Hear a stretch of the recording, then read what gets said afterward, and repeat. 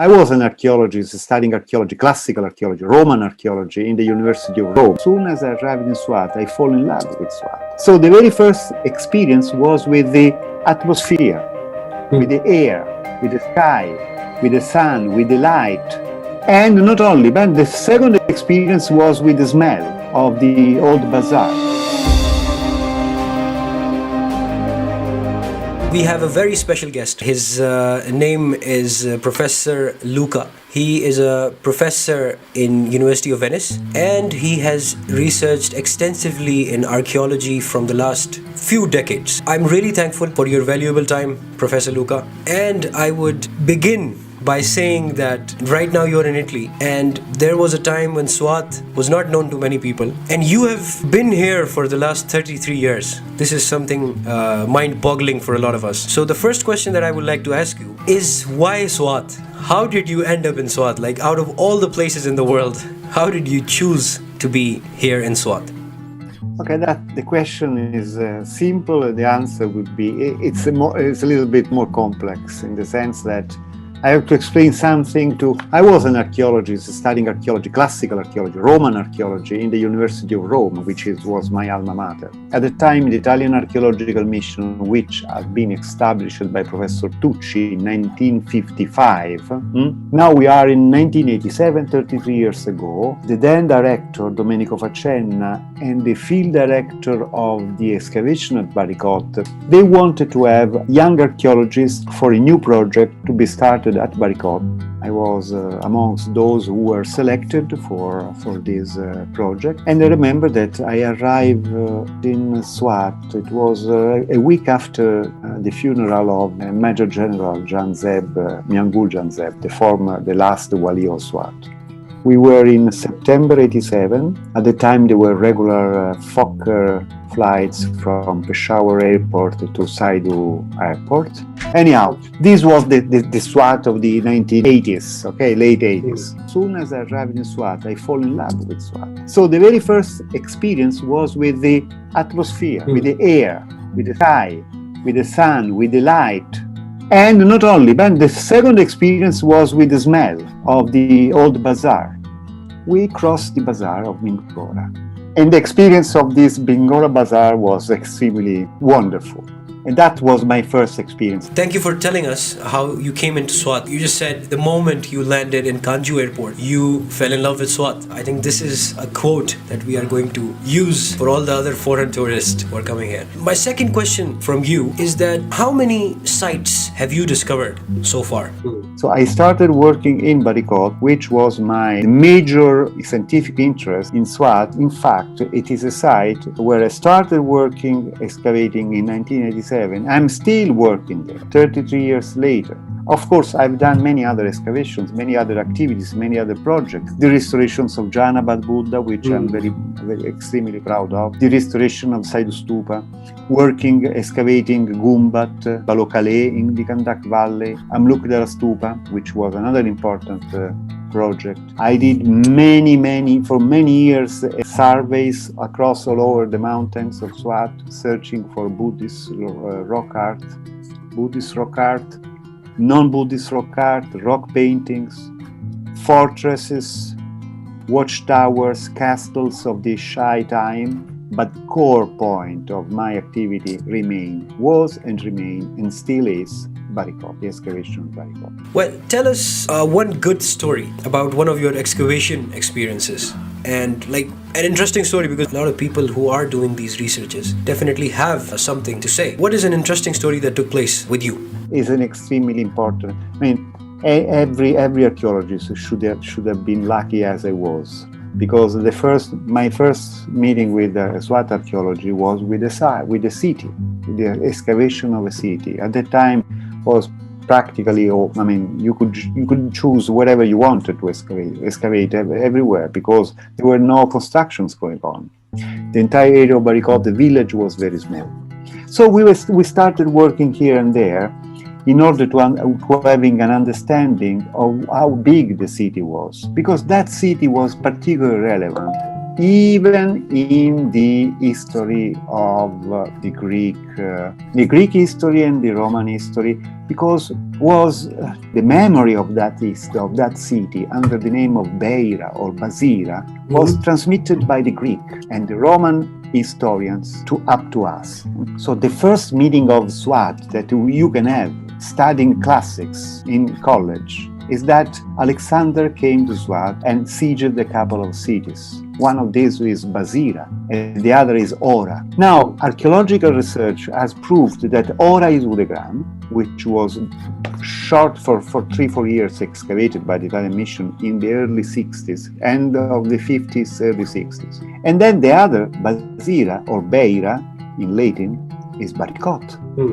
So we were at a certain point, the kind of connection between my university studies, which were classic and Roman archaeology, and what I was doing in Swat, was this Macedonian connection. The fact that the city which I was excavating, where I was carrying out my work, was a city which had this Macedonian Greek background. We didn't find for many years any evidence of the passage of Alexander the Great. But we found extremely important evidence of a site which was in Bronze Age a cluster, a very important village, very large and wide village, that became fortified during Iron Age, which was the moment when the village probably became a kind of city here, which is at the time of the Achaemenians, 500 BC. Professor, what is your message for the youngsters of Swat who are actually seeking or who are actually looking forward to promote Swat's image? Whoever is genuinely interested in the promotion of the heritage. Promotion means at the same time protection. My suggestion, go around, search for things, and if you find something interesting, don't take the information just for you, for your enjoyment. Just promote it. We should also admit one point, my dear friend, that we archaeologists, we are not the actual discoverer. Because when I found the rock paintings of Swat, I was the first archaeologist who had found these rock paintings, these wonderful painted shelters. But the same very painted shelters were found by many Gujarati shepherds before me. They simply didn't care. That this is just the difference. So when you discover something, don't take this discovery, this information just for you, because you have not invented anything. You have just found something which was there, and maybe many people have already seen before you. But share this information with the local officers. For example, share this information with the person in charge of the Swat Museum.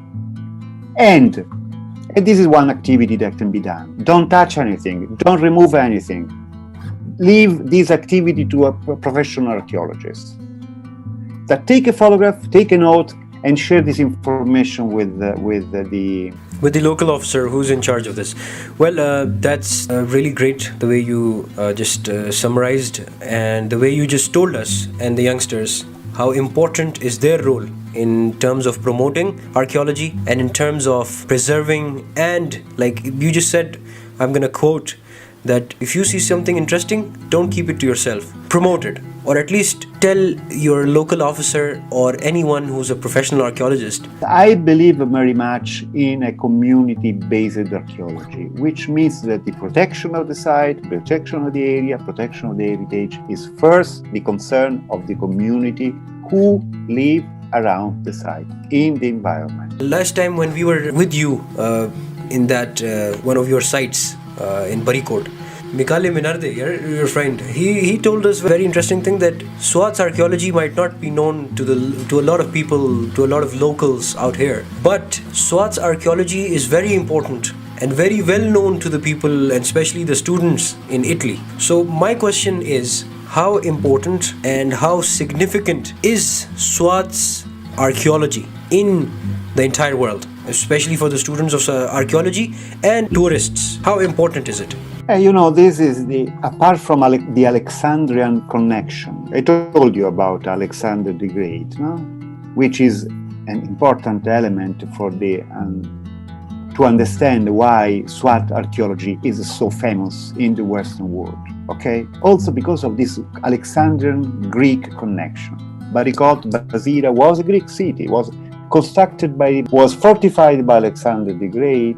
And then in the Indo-Greek period, it was refortified. What you see around the fortification of the lower part of the city belonged to the Indo-Greek time, in a period when in Barikot, people were writing in Greek, because we found evidence of potsherds with names inscribed in Greek.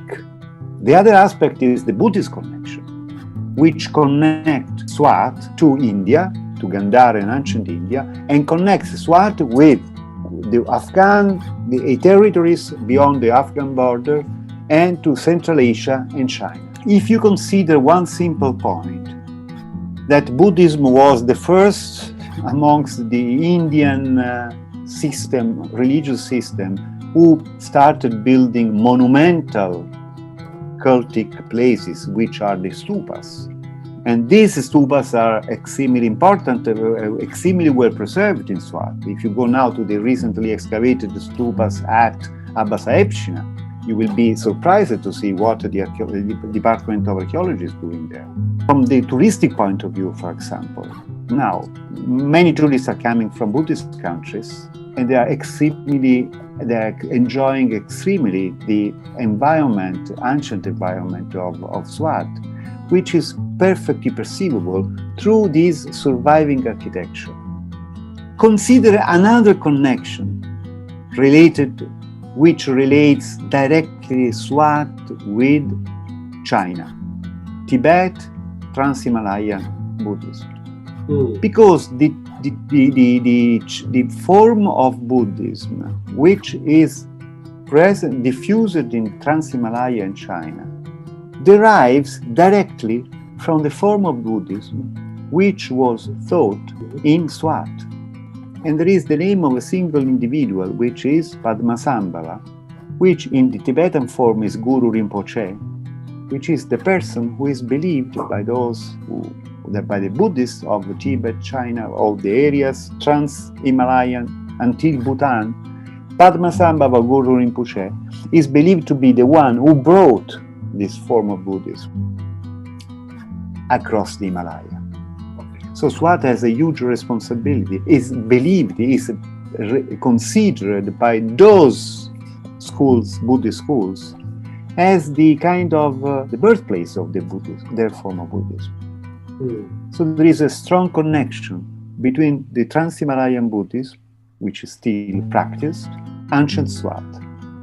When that happened in the 7th century, when in Swat Buddhism was declining. So we can consider this as the kind of the swan song of Swati Buddhism, because the Buddhism was declining in Swat and was kind of having a new form across the Himalaya. And then you said that's why it's very important, because Greek has always been an epicenter of archaeology. And other than that, you said that Swat was also connected to China, because Swat was the gateway to China for a lot of people from the subcontinent. And that is why Buddhism was on the rise in Swat for a very long time. Swat has always been like a tourist stop for very huge empires and their warriors and their armies. To come here, they used to stop here and they used to go to the subcontinent. So because Swat had such a good weather, that's why these armies used to stop here. See from another perspective. Babur, before going to India, to conquer India, went to Swat, because in Swat there was a food grain surplus. Why? Because in Swat you have the double crop system. From the very same piece of land, you have barley or grain in May, June, and you have rice or jowar or maize now in September. So this is the double crop system. Double crop means you have a small piece of land, you have 2 harvests in a year. Okay, that's something unbelievable. Well, thank you so much once again, Professor Luca, for your valuable and precious time. See you soon. Bye bye. Ciao. उम्मीद है कि आप लोगों ने इससे कुछ सीखा होगा, क्योंकि हमने तो बहुत सीखा है। और आपके जितने सवालात हैं आप काइंडली कमेंट सेक्शन में हमसे पूछें और हमें सजेशंस भी दें, आइडियाज़ भी दें, ताकि हम स्वात को और स्वात के टूरिज़्म को और आर्कियोलॉजिकल साइट्स को प्रमोट कर सकें। तो थैंक यू सो मच।